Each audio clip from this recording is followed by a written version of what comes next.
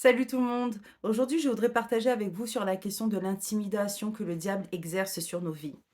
La question de l'intimidation est un sujet biblique qui commence depuis la Genèse jusqu'à l'Apocalypse. Toujours l'ennemi va venir chercher en nous, en fait, une faille. Ce qu'il veut faire, c'est nous secouer. Il va utiliser des éléments extérieurs, l'argent, la réputation, etc. Et des éléments intérieurs, la peur et tout ça. Pourquoi? Pour nous faire douter. Nous faire douter sur le fait que la parole de la Bible est vraie. Et tout simplement, en secouant notre âme, il va réussir en faire à infiltrer ce que le Saint-Esprit, lui, veut engrainer. Il veut en fait enraciner en nous. Dieu vient, par le Saint-Esprit, mettre une parole de vérité. Le diable vient en mettant des tempêtes, des difficultés pour nous empêcher de rester dans cette vérité. Pourquoi Dieu permet cela? Parce que dans la tempête, justement, les racines des arbres deviennent plus profondes et plus puissantes. J'ai regardé très récemment un petit reportage où en fait des scientifiques voulaient faire une expérience, mais pour pouvoir faire cette expérience, il fallait d'abord qu'ils créent un environnement identique à l'environnement dans lequel ils voulaient ensemencer cette plante.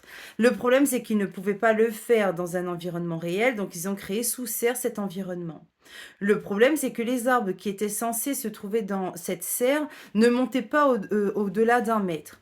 Et ils se sont posé la question de savoir, mais pourquoi? Puisqu'on a tout fait pareil, le même taux d'humidité, la même terre, tout était identique.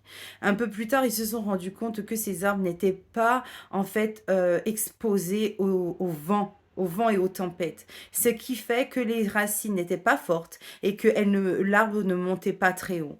On voit que les difficultés, en fait, viennent nous renforcer, nous rendre plus puissants. Et c'est ce qui nous permet aussi de croître. Alors, lorsque l'ennemi vient pour vous intimider avec des paroles de mensonges, ce qui va te permettre de tenir, c'est comme quand les apôtres étaient dans la barque et que la tempête est venue les secouer. Ils se sont retournés vers Jésus et c'est Jésus qui a calmé les tempêtes. Ta tempête à toi, elle est à l'intérieur de toi. Ta foi, où est ta foi? Qui tu vas chercher quand tu commences à être secoué? Si tu vas chercher la parole de Dieu qui est Jésus-Christ, tu vas réussir justement à dominer sur les tempêtes.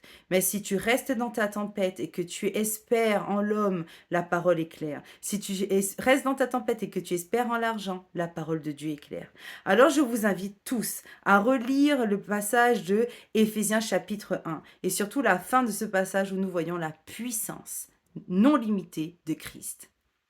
À très vite.